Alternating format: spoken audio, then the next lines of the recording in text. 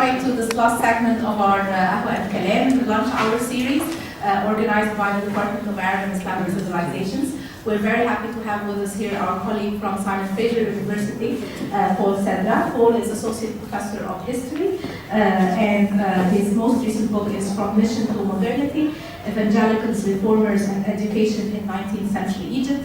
He has also finished a manuscript on the history of Copts in modern Egypt. And today he will speak to us about his newest project about cinema and the urban in 1950s Egypt. So thank you very much, Paul. Thank you all for coming out.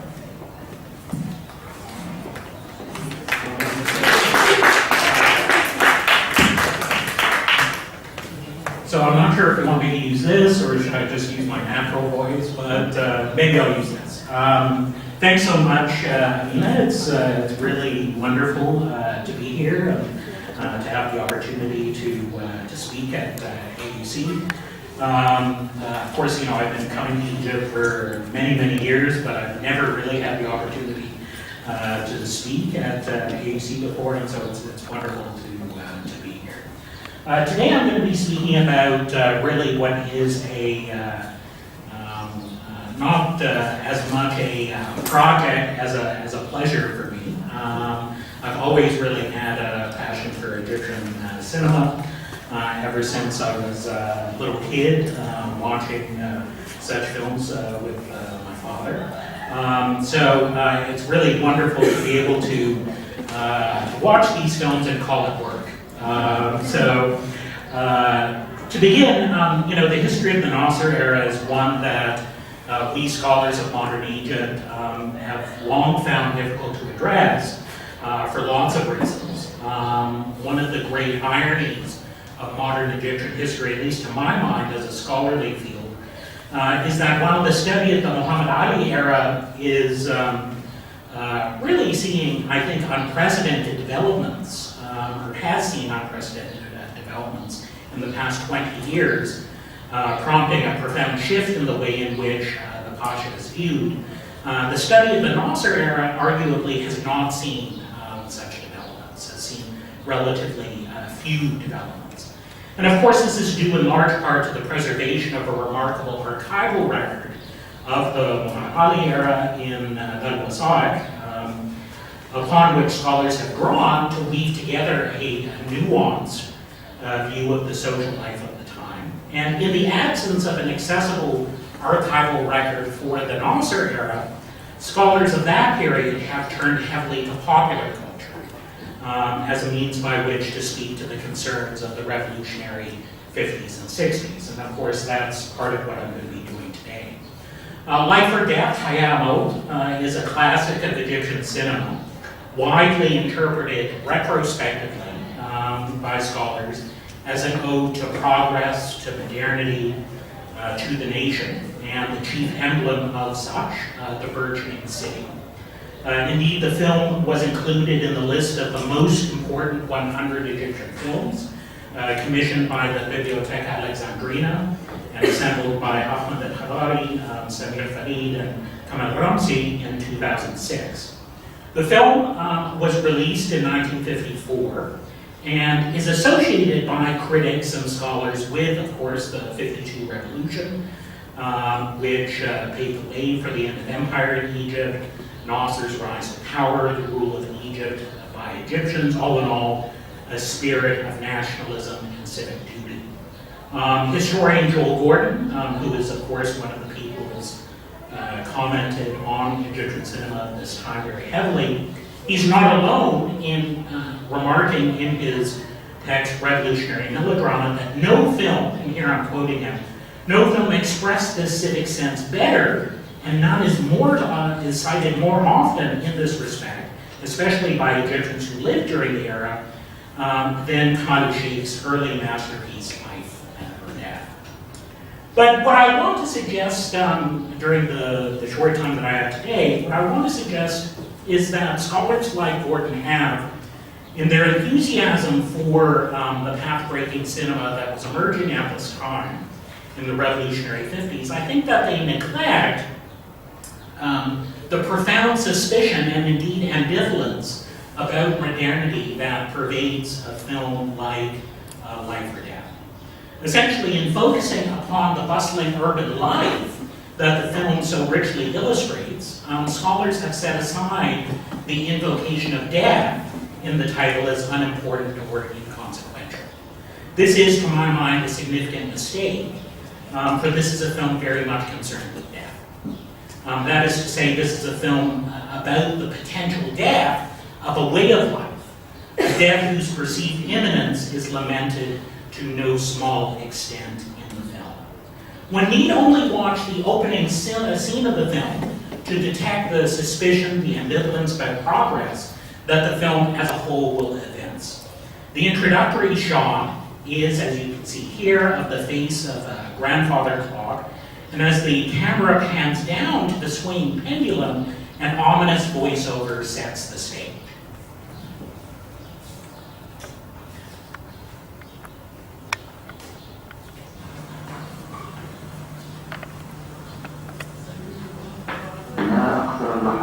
في عمر الزمن وما أطولها في عمر الإنسان. إن حياتنا في هذه الساعة لا تعرف اللحظة الحاضرة ما ستأتي به اللحظة القادمة، ونحن لا نعرف متى تكف أنظارنا. وما هي الحياة؟ إنها لغز، إنها حلم، نحن نخشاها ولكننا نتمسك بأهدافها. وما بين لحظة وأخرى تقع أحداث في بعض، وتتوقف ساعة العمر في قلوب البعض وتنبض في قلوب الآخرين. نعم، ما أقصر اللحظة في عمر الزمن وما أطولها في حياة الإنسان. لن نعرف أبدا ماذا تحمل إلينا اللحظة القادمة، يأس أو رجاء، حياة أو حزن.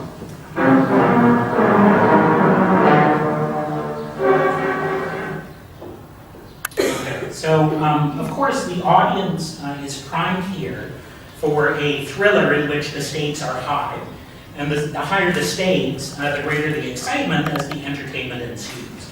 But so extended a narration before the opening credits have actually rolled would seem to have more than stoking an audience participation, an audience's anticipation as its aim. The invocation of life as uncertain, fleeting, like a puzzle or a dream, stands in stark contrast to the optimism of so much of the literature of the time, where life represented an opportunity in the passage of time, progress towards a bright future. The image of the swinging pendulum, juxtaposed with the deep intonation of the words of the narration, could not but have instilled a certain fear in the audience. This fear carries forth into the shots following the opening credits, where that ominous narrator pursues his meditations further, but against the backdrop of panoramic views of the city.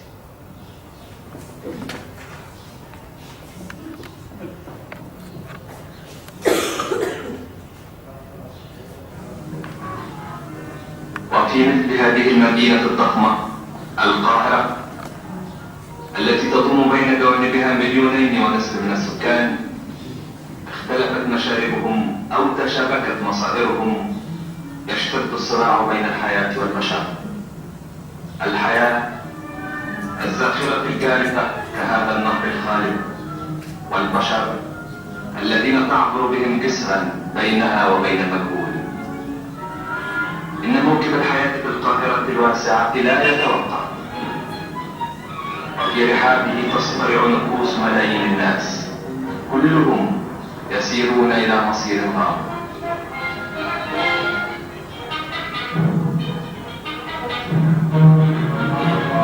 فإذا أقبل العيد ارتفع ضجيج المدينة الضخمة، وبدأ سكانها كأنهم قد خرجوا جميعا إلى الطرقات، فيمضون إلى المتاجر يبتاعون منها الثياب والهدايا للأهل والأعزاء.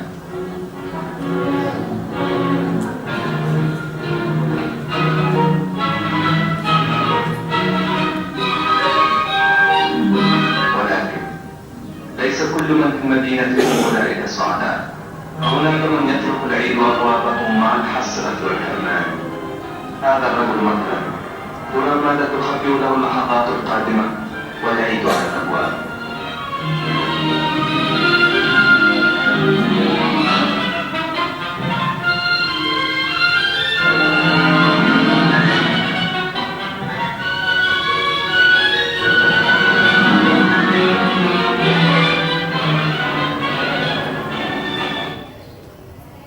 Okay, so to suggest that there is a sort of a struggle between life and people, and further that this struggle is increasing in intensity, would appear to flout some of the modernist conventions of the time regarding a march along the path of progress towards longer, better lives for the people of the nation. And this is to say nothing of the unusual suggestion that we get here in this narration that the goals of the people are different, that there is a lack of common national purpose, or, in Gordon's words, civic sense. To reinforce the point, the audience is advised, quote, "In this city, millions strive to survive, all heading towards their mysterious destinies." There seems from this narration and the shots of busy, crowded Cairo streets that there is little that is easy about life in the city. Again, one is confounded in one's expectations here, while so much of the literature of the time rejects the idiocy and backwardness of rural life in favor of the concentration of effort and intellect in the city. Here one has the image of the city as something of a frightening and threatening place, a focus of struggle rather than common effort or progress.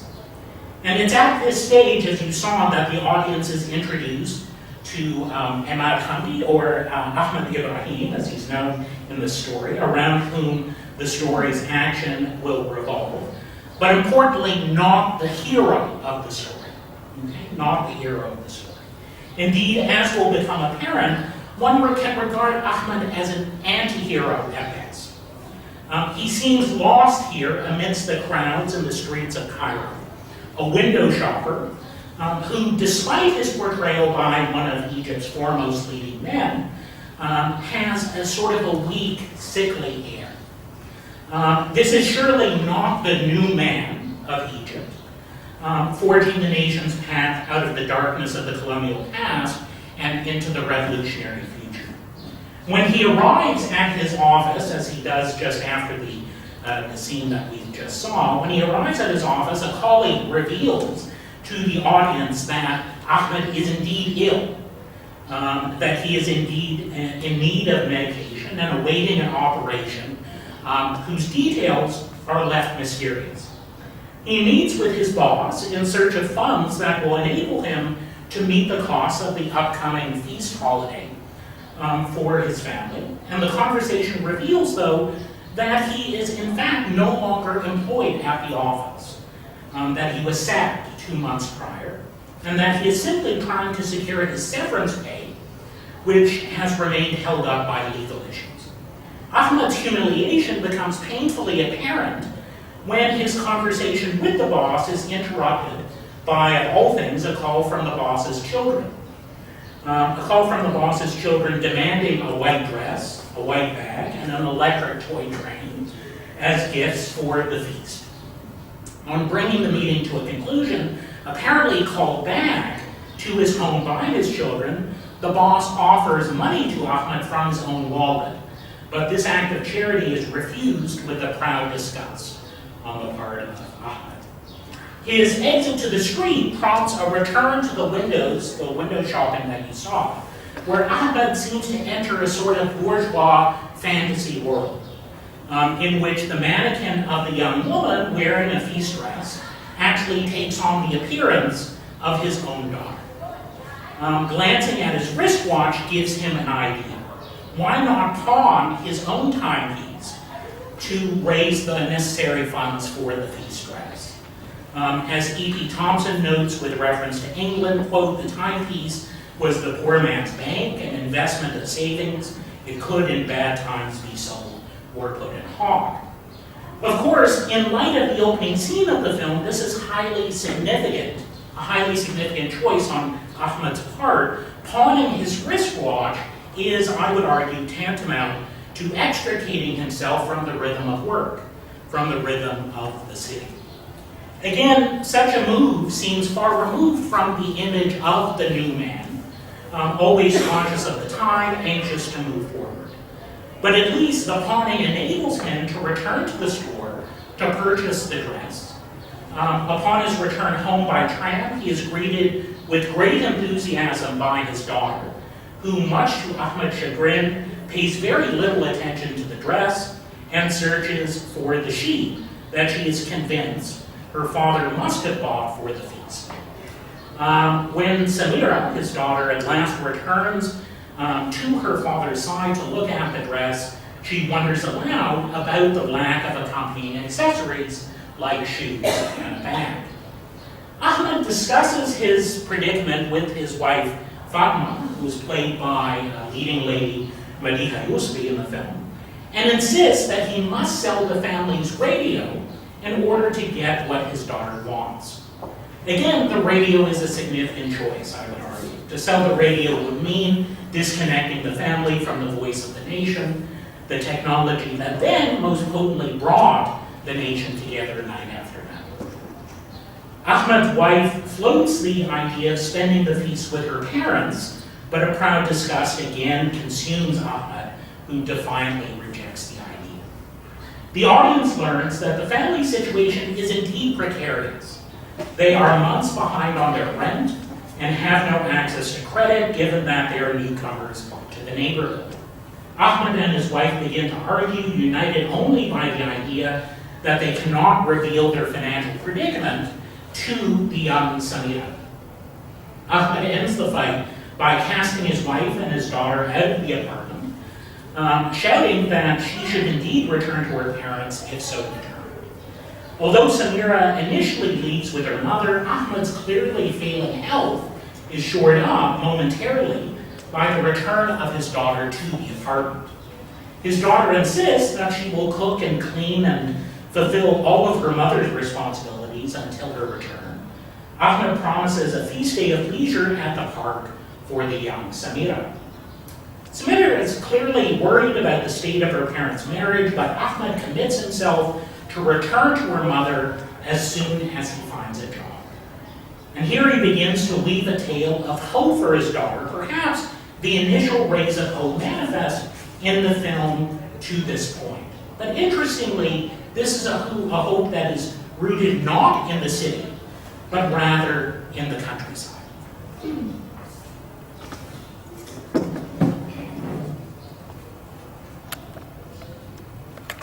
عن واحد قريبي كان الأب كبير عايز من زمان أشتغل عنه في الأرض.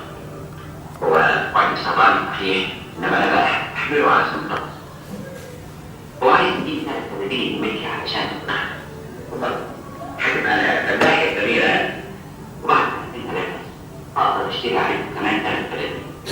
وعلى بالي لما يكبر شوية يبقى عندي 5 سنين فلاح. بعدين أعمل مصنع الزبدة وجبنة وعلى اللحم.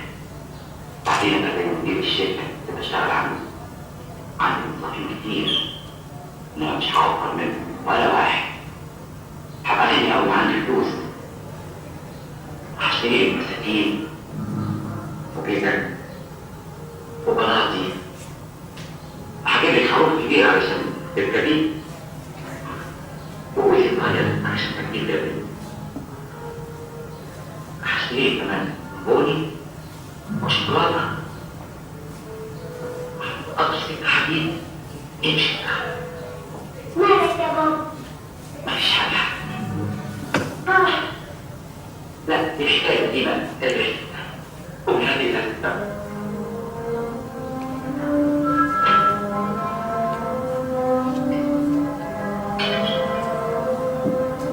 متنساش يا بابا.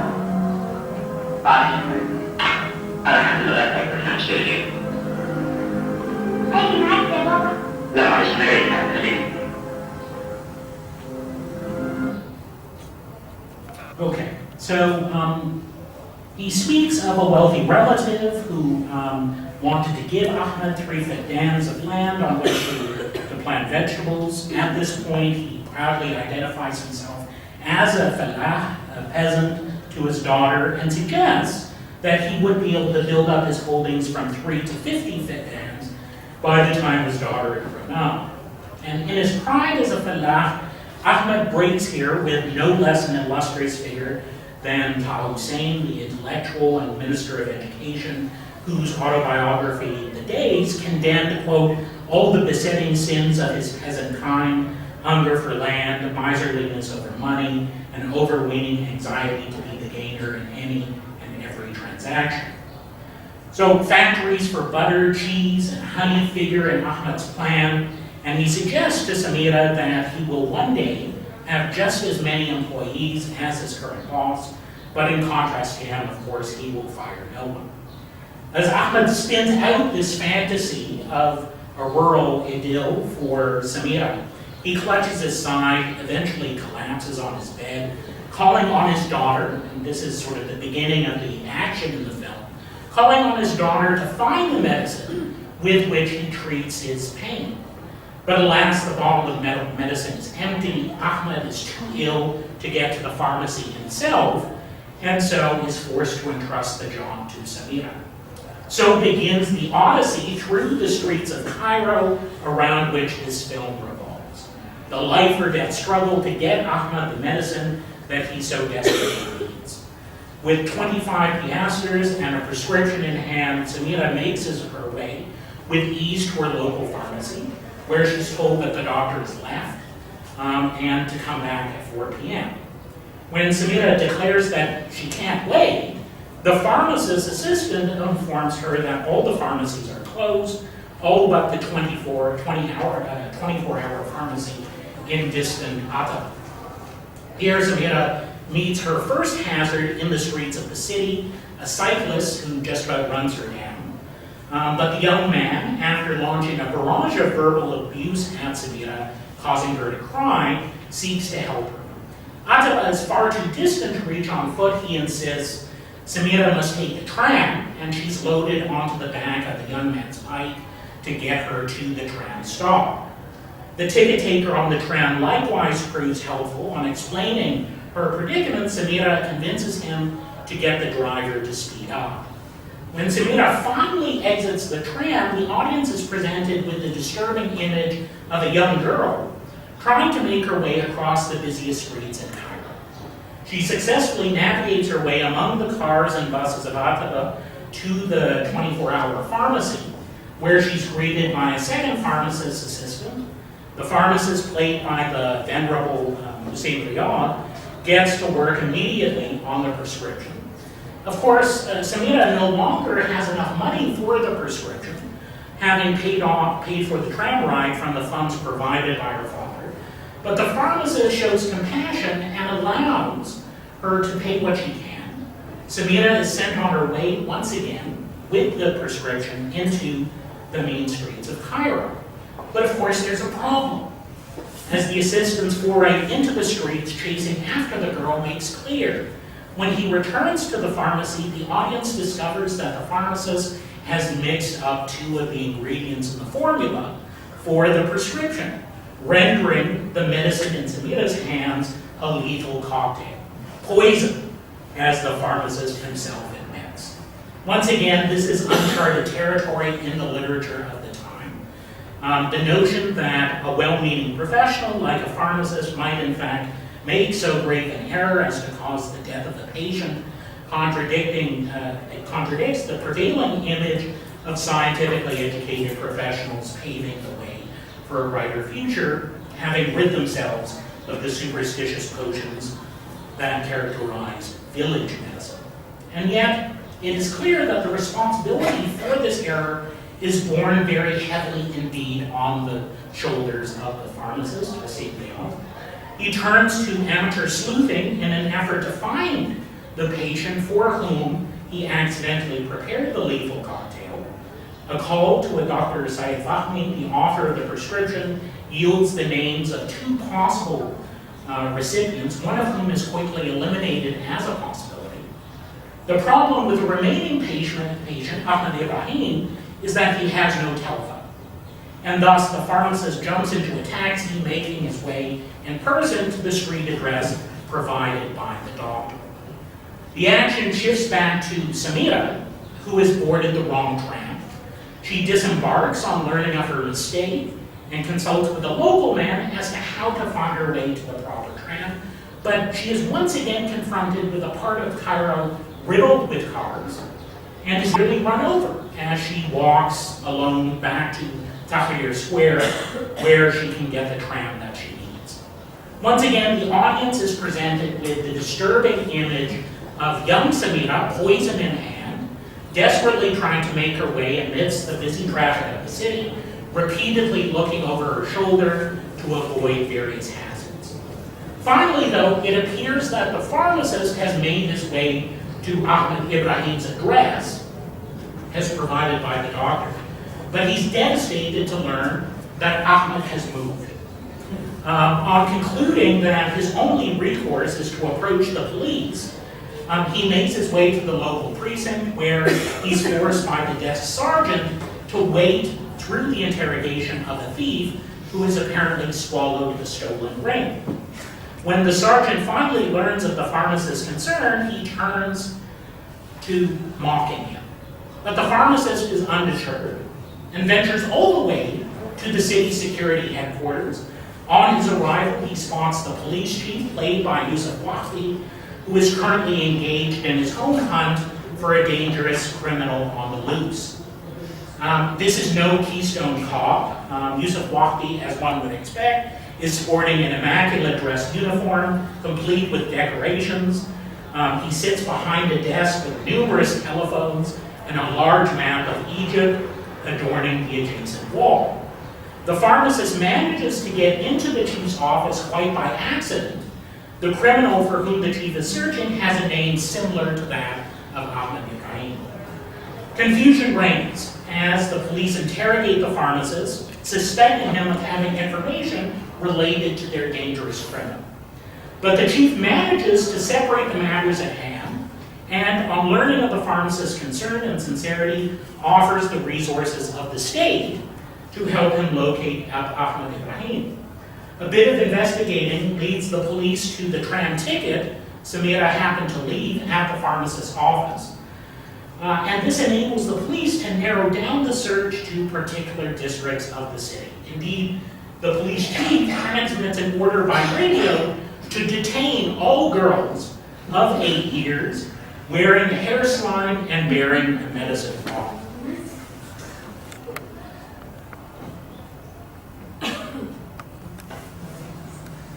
إشارة تليفوني إلى قسم مصر القديم. تخرج قوات للبحث. موزعة كلام ابتداء من الخط المتفرع من فم الخليج إلى منتصف شارع قصرين للبحث عن فتاة. يبحث في جميع القرمات المتجهة إلى مصر القديم عن فتاة في إيدها إزازة دواء وفي شعرها ينكر سناء حوالي 7 سنوات ثم تحجز في آخر قسم على الاتصال أول من حين ضريب.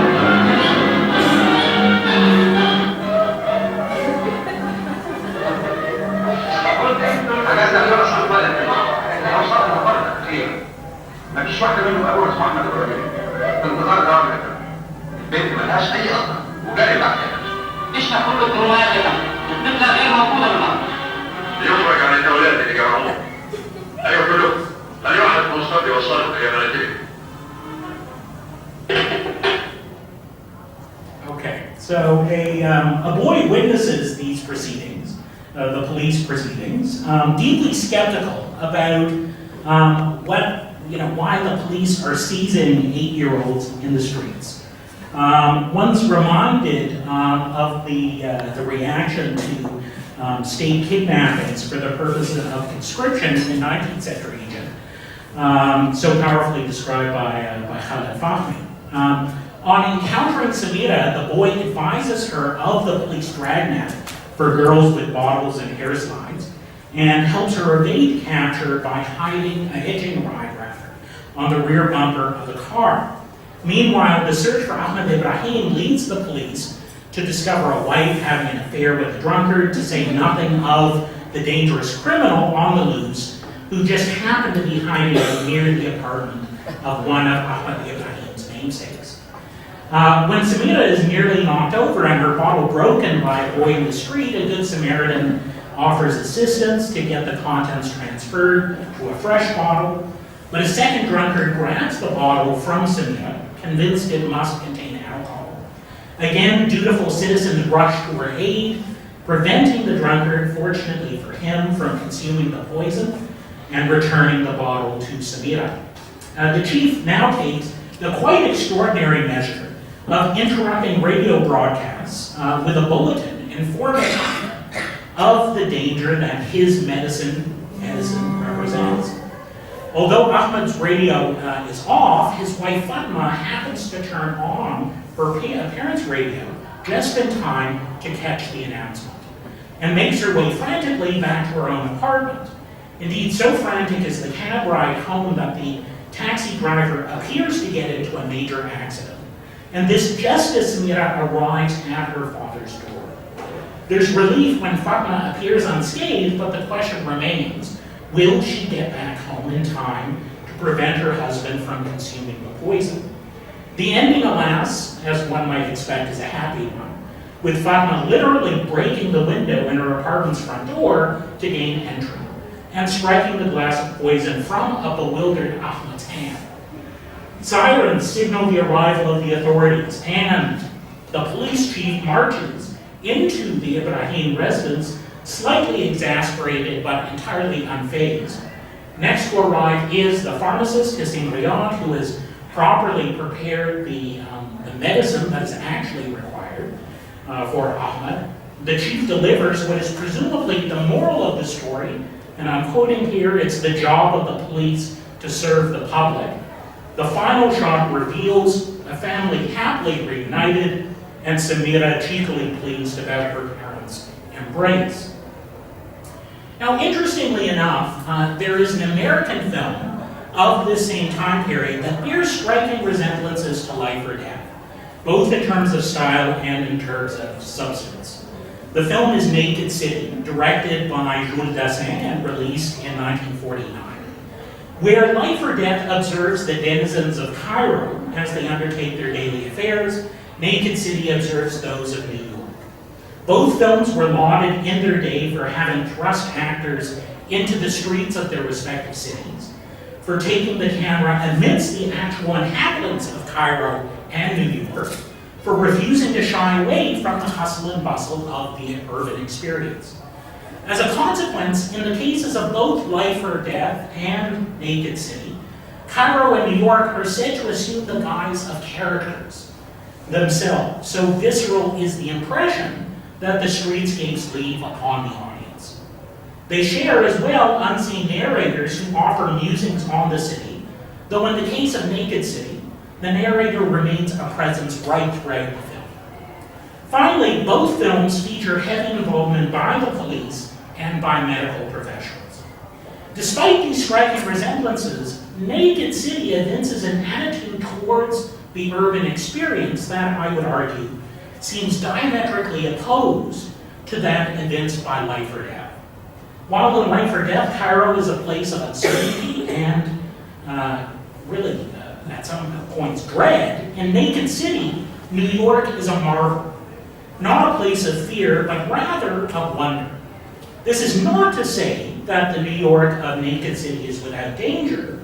The film is a police procedural, after all, involving the investigation of the grisly murder of a model at a dress shop, but there is no sense in the film that the fate of this model, Jean Dexter, that fate could befall the denizens of the city.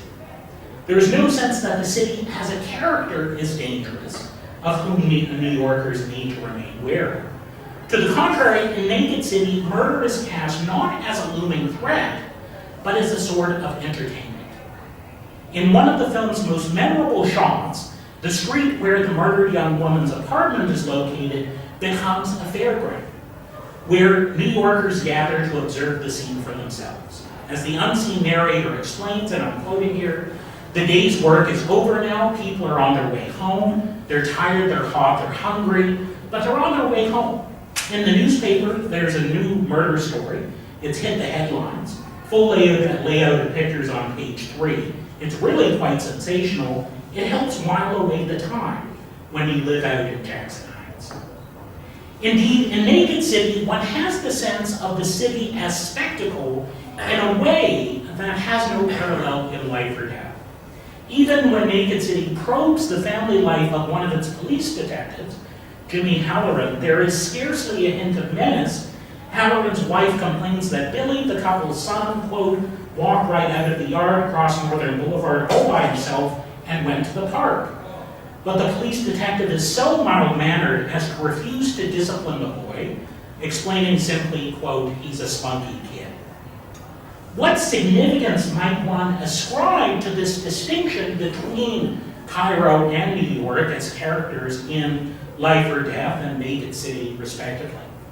A useful point of departure for discussion of this is, perhaps ironically, the fantasy of a rural idyll that Ahmed Ibrahim spins out just before the departure of his daughter for the pharmacy. Just as Samira's odyssey through the streets of Cairo is about to begin, Ahmed Ibrahim, as you saw, proudly declares himself Falah, peasant, and revels in the notion that he might make his living not in the city, but in the countryside. Such an idealization of the countryside was an important part of the intellectual and literary currents of the time. As Samia Khalousi has noted during the interwar period, quote, the Falah emerges both as a microcosm of the nation and the principal component of its cultural heritage. In novels like Tawfiq al-Hakim's 1933 Return of the Spirit, peasants were cast as the foundation upon which the Egyptian nation was built, their decency, their integrity beyond question. However, this is not to say that for the cultural elite of the time, world life was a model for emulation, quite to the contrary, in fact.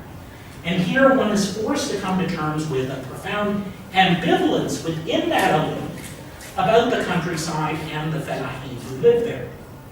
Well, the Fellaheen were seen as the foundation of the nation. They were not the future of the nation. And as Khalousi explains, Egyptian academic Nabil Bouteflika, quote, advocated government involvement in the minute details of the villagers' daily life with persistent supervision to maintain control of social life, all with the intention of drawing villagers out into the open and integrating them into the national life. In a similar vein, Hafiz Afifi, the Egyptian doctor who turned to politics and business during the interwar period, concluded, quote, poor public services in the areas of health, housing, and education contributed to the backwardness of peasants, prevented enlightenment regarding public welfare, discouraged participation in the national life, and undermined a strong society. One cannot grasp these attitudes towards world life and the peasantry without analyzing the worldview of the cultural elite that rendered these sorts of judgments. And until recently, most scholarship on interwar Egypt cast the attitudes of this elite as rooted in a particular social class formation, known, of course, as the Effendiya. However, several scholars have called the coherence of this Effendiya social class into question, and so the term remains in use among scholars primarily to demarcate not a social class, but more a cultural formation. As Lucy Rizova has explained most recently, the FND, quote, is related to social mobility, but more importantly to passages from non-modernity to modernity in its many forms. Part of what made the FND distinctive as a cultural formation, according to Rizova, was a desire to distance oneself from the countryside. Those who clung to the FND label often had roots in the countryside and yet were desperate to rise above what they saw as the backwardness of rural life. She ventures so far as to claim that the countryside was regarded as a foreign country, and that one can accordingly describe the Fellaheen as a sort of internal other for the FND. Education and culture were the preserve of the city, hence Taha Hussein's infamous condemnation of the Fellaheen, quote, the country people, including their old men, youths, lads, and women, have a particular mentality in which is simplicity, mysticism, and ignorance. What's striking to me about Life or Death is that I would argue the film bucks these conventions about the Effendiya, the cultural elite of the time. For the Effendiya, modernity, as I've noted, was fundamentally linked to the urban environment. The countryside was of the past, the city of the future. This is certainly the sense one derives from a film like Naked City. The city is a place of action, of productivity, of progress.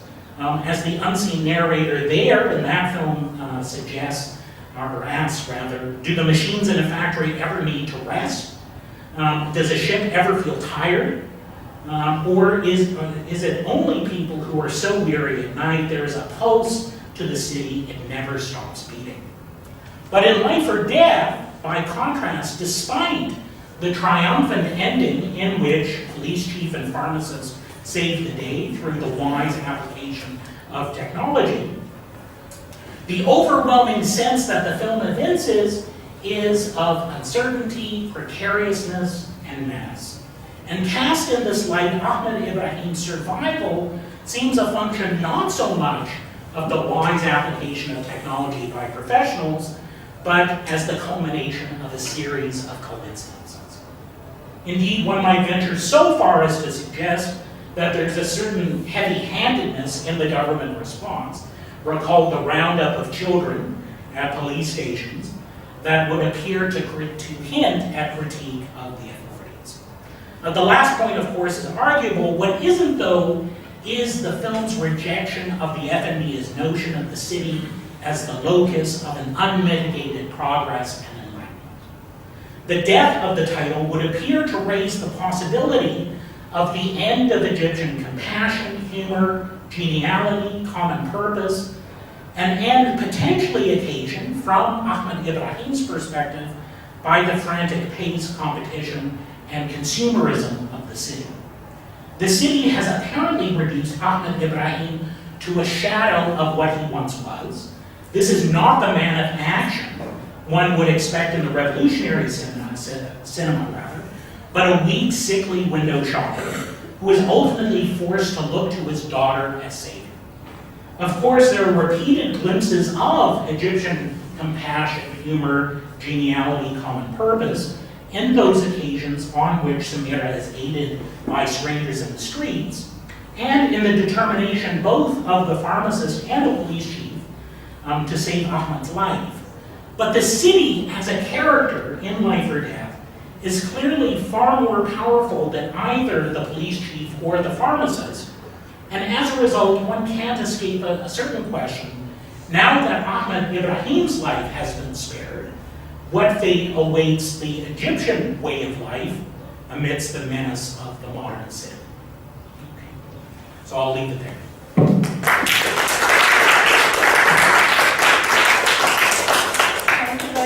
Does anybody have any questions? I know some of you might have to run to class, but maybe we can have a couple of questions. Please. Oh, okay. I was just wondering about your opinion in regards to the spectrum of the urban setting.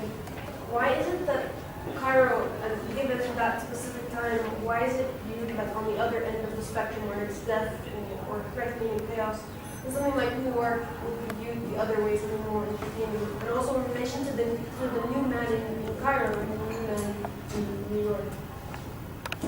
Yeah, well, as I try to suggest in the paper, what I think is happening is that there is a certain ambivalence about the growth of the city.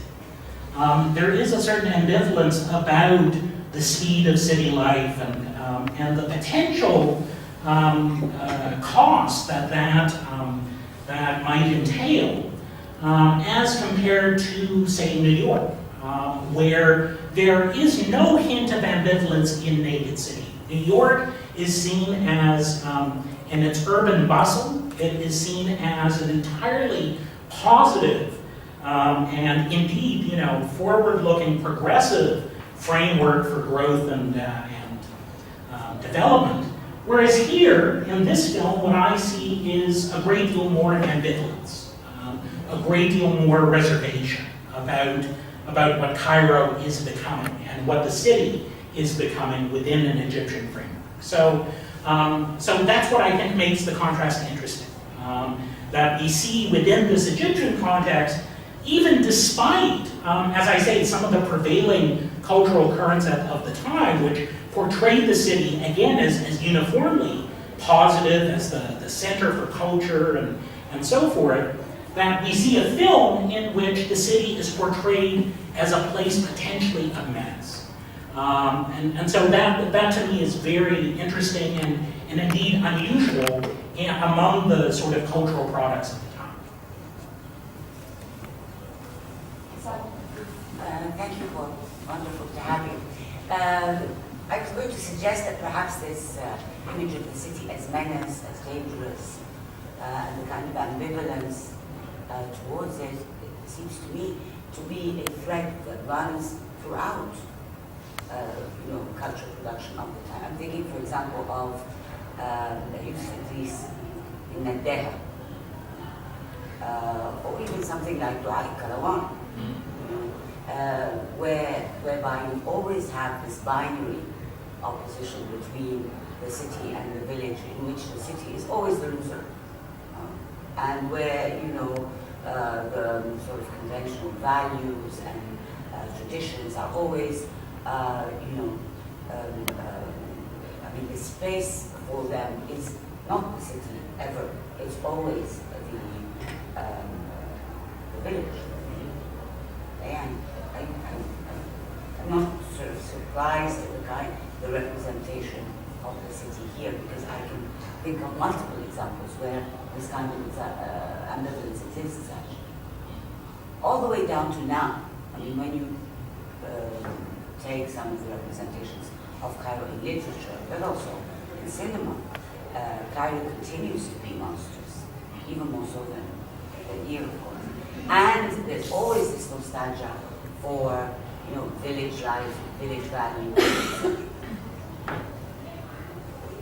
I agree with you. I mean, I think that what strikes me particularly as in a sense problematic is the way that this particular film has been portrayed in the past by critics and by others as somehow representative of the Nasserist project of urbanism and so forth. So it's always portrayed, even in the work of scholars on the film, like Joel Gordon, it's portrayed as I said before, an ode to progress, an ode to modernity.